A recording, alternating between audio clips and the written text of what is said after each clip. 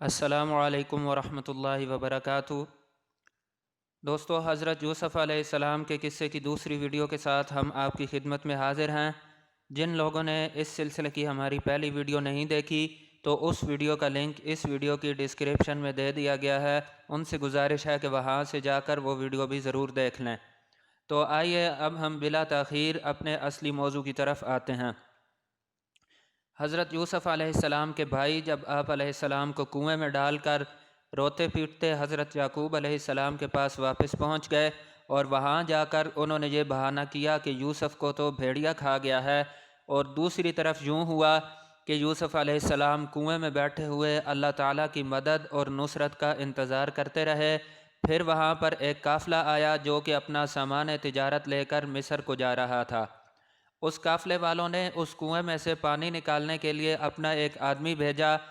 اس آدمی نے جب پانی نکالنے کے لیے کنویں میں ڈول لٹکایا تو آپ بھی اس ڈول سے لٹک گئے اور اس طرح کنویں سے باہر تشریف لے آئے۔ جب اس آدمی نے آپ جیسے انتہائی حسین و جمیل اور خوبصورت لڑکے کو دیکھا تو خوش ہو کر قافلے والوں سے کہنے لگا، قال یا بشرا ھذا غلام۔ اس چیز کا تذکرہ اللہ تعالیٰ نے بھی قرآن پاک میں فرمایا ہے۔ اس کا کہنے کا مقصد یہ تھا کہ یہ تو نہایت ہی حسین و جمیل اور خوبصورت لڑکا ہے، اور اس کو اگر فروخت کیا جائے تو انتہائی مہنگے داموں فروخت ہوگا، اور یہی سمجھ کر قافلے والوں نے یوسف علیہ السلام کو بھی چھپا لیا۔ دوسری طرف جب یوسف علیہ السلام کے بھائیوں کو یہ پتہ چلا کہ آپ علیہ السلام اس قافلے والوں کے پاس موجود ہیں تو وہ بھی اس قافلے والوں سے ملے اور ان سے کہا کہ یہ تو ہمارا ایک غلام ہے جو ہمارے سے بھاگ کر آپ کے پاس آ کر چھپ گیا ہے، اور اس طرح انہوں نے اس قافلے والوں سے یوسف علیہ السلام کی قیمت وصول کی اور آپ کو اس قافلے والوں کے ہاتھ بیچ دیا۔ وہ قافلہ جب مصر پہنچا تو اس قافلے نے مصر کے بازار میں بھی یوسف علیہ السلام کو فروخت کے لیے پیش کر دیا، اور وہاں سے جس شخص نے آپ علیہ السلام کو انتہائی مہنگے داموں خریدا وہ اس زمانے میں مصر کا وزیر خزانہ تھا، اور اس کو قرآن پاک میں عزیز مصر کہا گیا ہے۔ وہ شخص آپ کو خرید کر اپنے گھر لے گیا، اور اس نے جا کر اپنی بیوی سے کہا کہ اس کو انتہائی عزت و احترام کے ساتھ رکھو، کیا پتہ ہمیں اس سے نفع مل جائے اور ہم کیوں نہ اسے اپنا بیٹا بنا لیں۔ تو اس طرح یوسف علیہ السلام کو اللہ تعالیٰ نے مصر میں رہنے کے لیے ایک اچھا ٹھکانہ اور اچھی جگہ مہیا کر دی۔ لیکن دوسری طرف بات یہ تھی کہ یوسف علیہ السلام کیونکہ انتہائی حسین و جمیل اور خوبصورت تھے، تو جب آپ علیہ السلام جوان ہوئے تو اس شخص کی بیوی آپ علیہ السلام پر فرفتہ ہو گئی اور طرح طرح کے طریقوں سے آپ علیہ السلام کو نعوذ باللہ برائی کی دعوت دینے لگی۔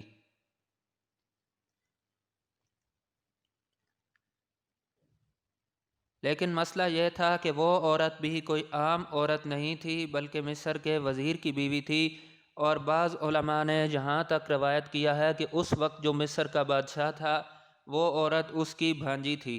دوسری طرف یوسف علیہ السلام بھی انتہائی حسین و جمیل تھے اور وہ عورت بھی انتہائی خوبصورت تھی، اور اس کے ساتھ ساتھ اس کے پاس مال و دولت اور اقتدار کی بھی فراوانی تھی۔ لیکن یوسف علیہ السلام کیونکہ خاندانی نبی تھے تو ایسا تو ہو نہیں سکتا تھا کہ آپ اس کی اس غلط دعوت پر بیٹھ جاتے اور کوئی غلط حرکت کر ڈالتے۔ ایک دن اس عورت نے یوں کیا کہ آپ علیہ السلام کو اکیلے پا کر سارے دروازے بند کر دیے اور اچھی طرح بند سنور کر تیار ہو کر آپ کو گناہ کی دعوت دینے لگی۔ جب آپ علیہ السلام نے یہ منظر دیکھا تو آپ علیہ السلام نے فرمایا، جس کا تذکرہ اللہ تعالیٰ نے قرآن پاک میں ان الفاظ میں فرمایا ہے، قال معاذ اللہ انہ ربی احسن مثوائی۔ اس کا مفہوم یہ ہے کہ اللہ کی پناہ، میں کس طرح ایسی حرکت کر سکتا ہوں، میں اپنے مالک کے ساتھ کس طرح خیانت کر سکتا ہوں جبکہ اس نے مجھے نہایت ہی عزت و احترام کے ساتھ اور حسن سلوک کے ساتھ اپنے گھر میں رکھا ہوا ہے۔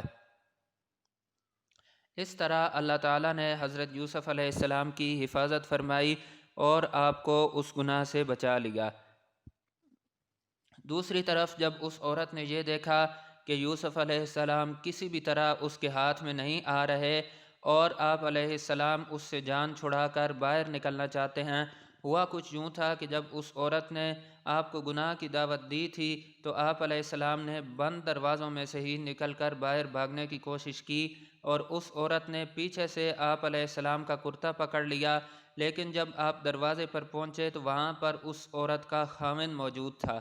اب اس عورت نے آپ علیہ السلام پر برائی کی تہمت لگا دی اور کہنے لگی ما جزاء من اراد باہلک سوءا الا ان یسجن او عذاب علیم، یعنی جو شخص تیری بیوی کے ساتھ برائی کرے اس کی سزا یہی ہے کہ اس کو یا تو قید میں ڈال دیا جائے یا اسے دردناک سزا دی جائے۔ حالانکہ دوسری طرف مسئلہ یہ تھا کہ غلطی اس عورت کی اپنی تھی۔ اس پر اس عورت کے ہی قبیلے میں سے ایک شخص نے گواہی دی کہ یوسف علیہ السلام کا کوئی قصور نہیں۔ اس شخص نے کہا کہ اگر اس کا کرتا آگے سے پھٹا ہوا ہے تو عورت سچی ہے اور یوسف علیہ السلام جھوٹے ہیں، اور اگر یوسف علیہ السلام کا کرتا پیچھے سے پھٹا ہوا ہے تو یوسف علیہ السلام سچے ہیں اور وہ عورت جھوٹی ہے، کیونکہ اس طرح اگر یوسف علیہ السلام نے بھاگنے کی کوشش کی ہو، کیونکہ اس کے کہنے کا مقصد یہ تھا کہ جب یوسف علیہ السلام اس عورت سے بچ کر بھاگے ہوں گے تو اس نے لازمی طور پر آپ کا کرتا پیچھے سے پکڑا ہوگا اور وہ پیچھے سے پھٹ گیا ہوگا، لیکن اگر اس عورت نے یوسف علیہ السلام سے جان چھڑانے کی کوشش کی ہو تو پھر آپ کا کرتا آگے سے پھٹا ہوا ہوگا۔ تو اس طرح جب آپ کا کرتا چیک کیا گیا تو وہ پیچھے سے پھٹا ہوا تھا۔ اس پر مصر کے اس وزیر خزانہ نے جس کے گھر میں آپ علیہ السلام رہ رہے تھے، اس نے کہا کہ یہ تو تم عورتوں کی چال بازی ہے، تم نے خود ہی اسے ورگلانے کی کوشش کی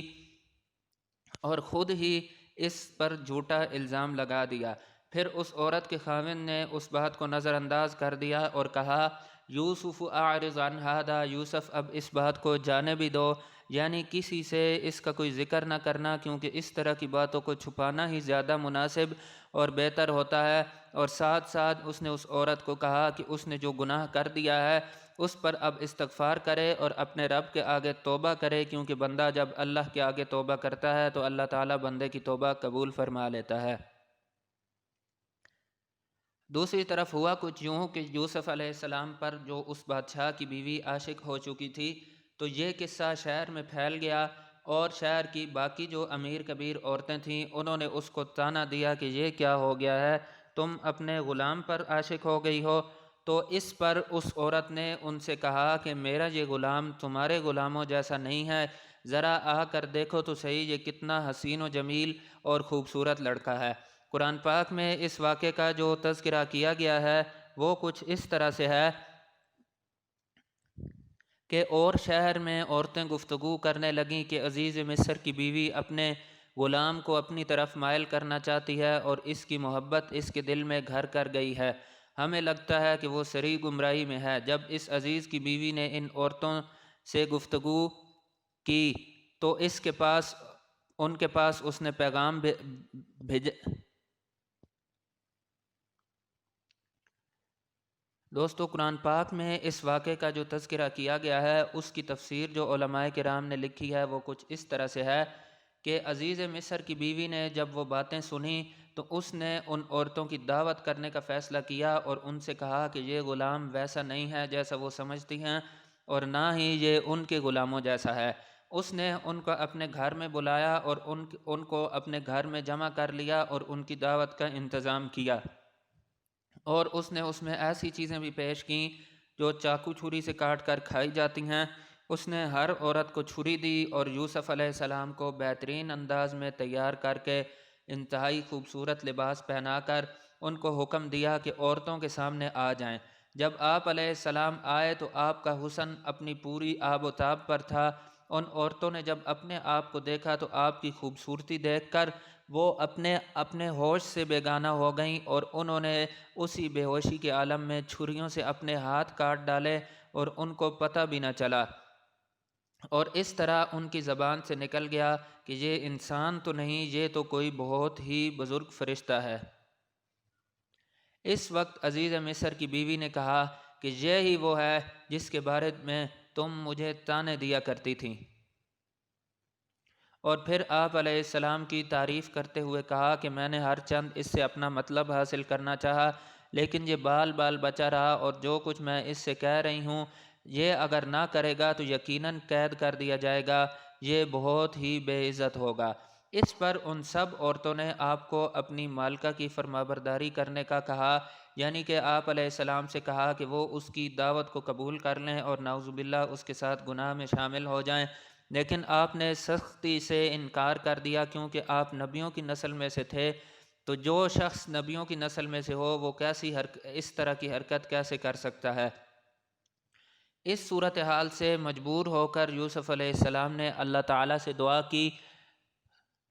کہ اے میرے پروردگار، جس بات کی طرف یہ عورتیں مجھے بلا رہی ہیں اس سے تو مجھے جیل خانہ بہت پسند ہے، اگر تو نے ان کا فریب مجھ سے دور نہ کیا، یعنی ان کی اس حرکت سے میری حفاظت نہ کی، تو میں بھی ان کی طرف مائل ہو جاؤں گا اور بالکل نادانوں سے جا ملوں گا۔ یعنی اگر تو نے مجھے میری ذات کے سپرد کر دیا اور میری حفاظت نہ کی تو میں تو انتہائی کمزور ہوں، میں اپنے نفع نقصان کا مالک نہیں، مگر جو اللہ کی مرضی ہو، یہ تو اللہ ہے جو مجھے قوت بخشے، میری حفاظت فرمائے، ورنہ میں ان کے ساتھ گناہ میں شامل ہو جاؤں گا۔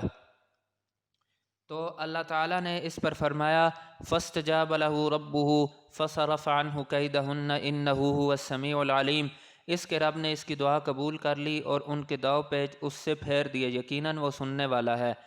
اس پر یوسف علیہ السلام کا جو مالک تھا، یعنی مصر کا جو وزیر خزانہ تھا، اس نے یوسف علیہ السلام کی بے گناہی ثابت ہو جانے کے باوجود آپ علیہ السلام کو قید میں ڈال دیا، تاکہ اپنے خاندان کے یعنی اپنی اس بیوی کے عیب کو چھپا سکے جو شہر بھر میں مشہور ہو چکا تھا کہ وہ اپنے ایک غلام یعنی یوسف علیہ السلام پر عاشق ہو چکی ہے۔ تو دوستو، یہاں تک ہماری آج کی ویڈیو تھی۔ اب یوسف علیہ السلام کو قید خانے میں کون سے حالات پیش آئے یہ انشاءاللہ کل کی ویڈیو میں ہم آپ کو بتائیں گے، لیکن آپ سے گزارش ہے کہ ہمارا چینل سبسکرائب کرنا ہرگز نہ بھولیں۔ تو ملتے ہیں اگلی ویڈیو میں۔ السلام علیکم ورحمۃ اللہ وبرکاتہ۔